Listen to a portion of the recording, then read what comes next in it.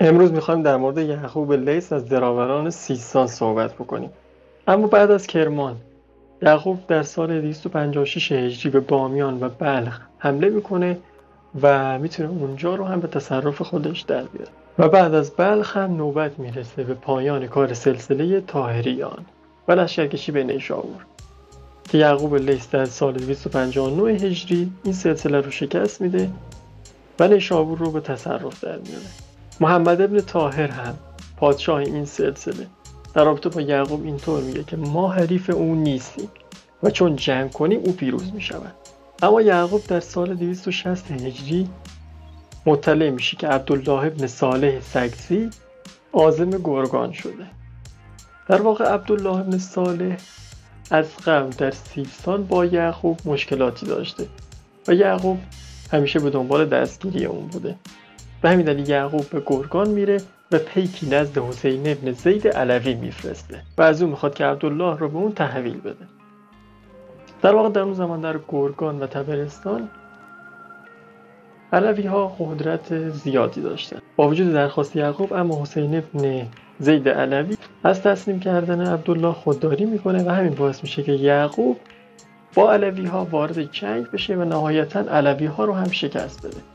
بسیاری اینطور گفتن که یعقوب با علوی ها مشکل داشته یا مثلا مشکل مذهبی یا عقیدتی با اونها داشته، اما در کل کسی که زندگی یعقوب رو مطالعه کرده باشه متوجه میشه که یعقوب در کل آدمی نبوده که بیشتر دیدگاه‌های مذهبی داشته باشه و خصوصا اواخر دوران حکومت خودش این دیدگاه ملی گرایانه خودش رو خیلی بیشتر بروز میده، هرچند که اوایل حکومت این دیدگاه رو چندان بروز نمیداد و شاید میشه گفت که به واسطه اینکه اون زمان قدرت زیادی نداشته این دیدگاه خودش رو پنهان میکرده. اما نهایتا در اواخر حکومت خودش زمانی که به قدرت میرسه و دیگه دلیلی برای پنهان کردن دیدگاهش نمیبینه، به صورت واضح ما میتونیم مشاهده کنیم که یعقوب چه دیدگاهی در رابطه با ایران و سرزمین خودش داشته. اما نهایتا هم در سال 261 هجری یعقوب به فارس لشکرکشی میکنه و فارس رو هم به صورت کامل در اختیار خودش در میاره. اما بعد از تمام این نبردهایی که یعقوب انجام میده موفق میشه مناطق زیادی از ایران کهن رو یک پارچه و تحت حکومت خودش در میاره.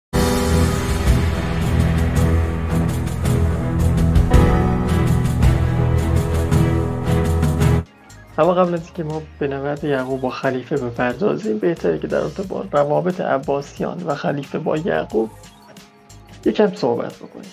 یعقوب در واقع در آغاز کار خودش با خلیفه به مخالفت نمیپردازه، هرچند که اون سیستان رو که در دستان خلافت عباسی بوده به تصرف خودش در میاره، اما خلیفه هم خیلی با اون وارد جنگ و نبرد نمیشه، چرا که سیستان علیرغم اینکه اسماً متعلق به خلافت عباسی بوده در عمل خلافت خیلی نفوذی روی اون نداشته و یعقوب هم با شکست دادن خوارج که از مخالفان خلافت عباسی بودن تا حدودی دل خلافت رو به دست میاره. اما بعدها که یعقوب به سمت هرات لشکرکشی میکنه، به سمت نیشابور میره و لشکرکشی های خودش رو گسترده تر میکنه، تا حدی میشه گفت که خلافت عباسی به یعقوب دید خوشی نداشته. اما خب باز هم نمیتونسته کاری بکنه، چرا که در زمان یعقوب خلافت چندان قدرتی نداشته و همچنین چندان علاقه نداشته که به امور ایران بپردازه و در کل هم خلیفه به یعقوب اعتماد نداشته.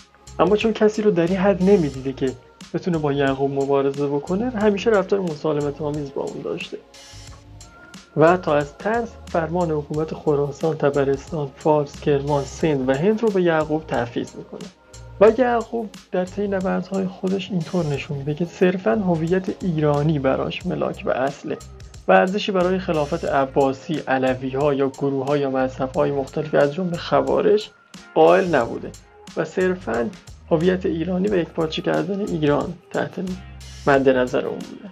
همونطور که قبلا گفتیم خلیفه حکومت مناطقی از ایران رو که یعقوب تصرف خودش در میاره به یعقوب تحفیظ میکنه و در حقیقت میشه گفت که به اون میگه که یعنی من تو رو به رسمیت میشناسم. اما یعقوب در جواب خلیفه اینطور نامه مینویسه که هنگامی که ما درباره بخشش و کار شما شنیدیم که استانهای بسیاری از ایران را به خود ما ایرانیان بخشیده اید، بسیار فریفته شدیم اما به برادرانمان گفتیم که خلیفه بغداد تا چه اندازه بخشنده و بزرگوار است که اداره استانهای خودمان را به خودمان واگذار می‌کند. از کجا خلیفه قدرت چنین دهشی را به دست آورده؟ خلیفه هرگز دارای استانهای ایران نبوده که اینک ادارهشان را به ما ببخشد. اما به راستی بغداد زمانی در بین النهرین که نخستین استان ایران بود بر روی خاکستر تیزفون و بر پشته‌ای از کشته شدگان صدها و هزاران هم میهن آن ما ساخته شد و شما روح سرگردان نیاگان کشته شده ما را شبها در حال گام زدن در کنار بارگاه باشکوه خود میتوانید ببینید. آنها چشم در چشم شما میدوزند و چشم را پریشان میکنند.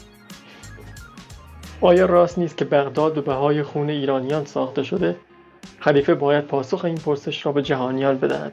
من یعقوب لیث، پسر لیث سیستانی، یک مسگر ساده، یک کارگر ساده، یک فرزند ایران با قدرت مردم ایران، با این نوشته هر دو اختیارات خلیفه را رد می‌کنم. 1.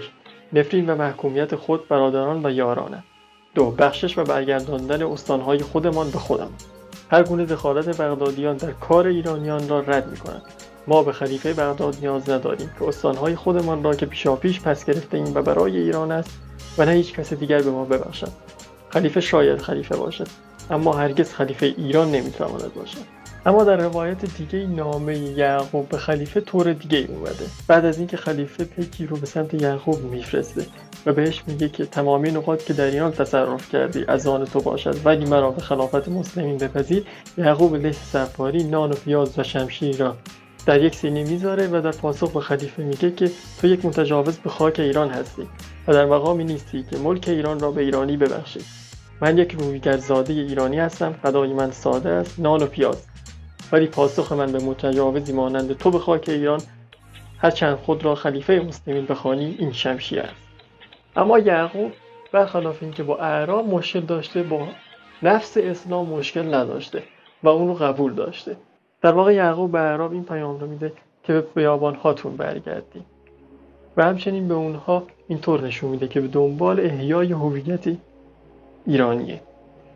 اما بخش زیادی از لشکر یعقوب رو هم خوارجی که تسلیم یعقوب شده بودن تشکیل میدادن و در واقع میشه گفت که یعقوب با نفس اعراب مشکلی نداشته، با اینکه اعراب بر ایران حکومت کنن شاید مشکل داشته. همچنین به خلافت هیچ گونه اعتمادی نداشته تا جایی که یعقوب عباسیان رو دروغگو خطاب میکنه و اینطور میگه که آیا ندیدید که آنان با ابو سلمه، ابو مسلم، برمکیان و فضل ابن سهل با وجود همه کارهایی که آن مردان برای این سلسله انجام دادن چه کردند؟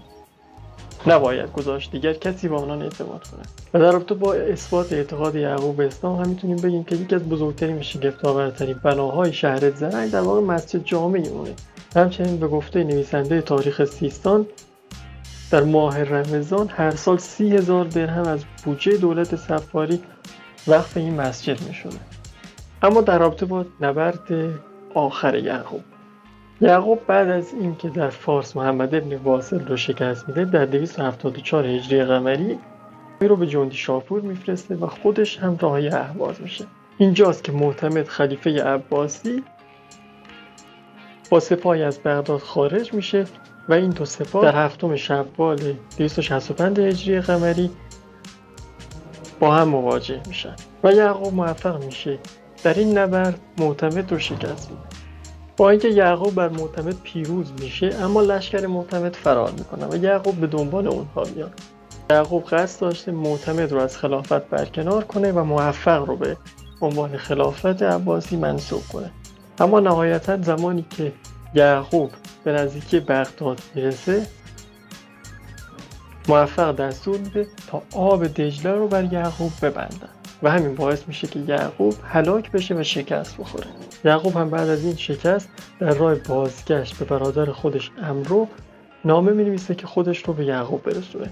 زمانی که یعقوب به جندی شاپور میرسه سخت بیمار میشه و در شوال سال 265 هجری قمری بر اثر قولنج در جندی شاپور از دنیا میره. اون 17 سال و 9 ماه بر خراسان، کابل، سند، هند، سیستان، فارس و مکران حکومت کرده و 7 سال در حرمین به نام اون خطبه میخوندن. میشه اینطور گفت که یعقوب لیث از اونجایی که خودش عربی یاد نداشته و اهمیت زیادی به هویت ایرانی و پارسی میگذاشته زبان عربی رو برای اولین بار در حکومت خودش ممنوع اعلام میکنه و زبان فارسی رو به عنوان زبان رسمی اعلام میکنه و همین باعث احیای زبان فارسی میشه. اما در رابطه با اصال‌نسب یعقوب لیث، برخی ادعا دارند که پدر یعقوب لیث رویگری ساده بوده، اما نویسنده تاریخ سیستان یعقوب رو از بزرگزادگان و از نسب خسرو انوشیروان میدونسته که بعد از 55 واسطه به کیومرث میرسیده که از کیانیان و مادها به حساب می اومده. روایت دیگه ای رو هم مؤلف کتاب بنوالصفار بیان میکنه که اون رو از بلوچ‌های سیستان یا به عبارتی از اجداد بلوچ‌های سیستان میدونه. همچنین مؤلف کتاب کردگارنامه اینطور میگه که یعقوب از بلوچ‌های پارتی که از نژاد ماد بودن و خودشون رو به کیانی ها نسبت میدادن. در کل روایت مختلف در رابطه با اصل و نسب یعقوب وجود داره، اما شاید تمام این روایات با هم در تضاد نباشن و همشون درست باشن. یعنی میتونیم یعقوب رو بلوچی از نسل کیومرث بدونیم که بعد از حمله اعراب خانواده اون به رویگری پرداخته باشن و این شغل رو انتخاب کردن، کما که بسیاری دیگه از خانواده های بزرگ هم در اون زمان همین سرنوشت رو داشتن. با اینکه این روایات هیچ کدوم همدیگه رو نقض نمی‌کنن و شاید همشون درست باشن، باید بگیم که تفاوتی هم نمی‌کنه که یعقوب کی بوده و مهم اینه که چیکار کرده. با تشکر از شما که تا آخرش همراه ما داخل این ویدیو بودین. چنانچه از همچین ویدیوهای خوشتون میاد ممنون میشیم که کانال ما رو سابسکرایب کنید و این در واقع بزرگترین لطف کمکیه که شما میتونید در حق ما و همچنین تاریخ خودتون انجام بدید.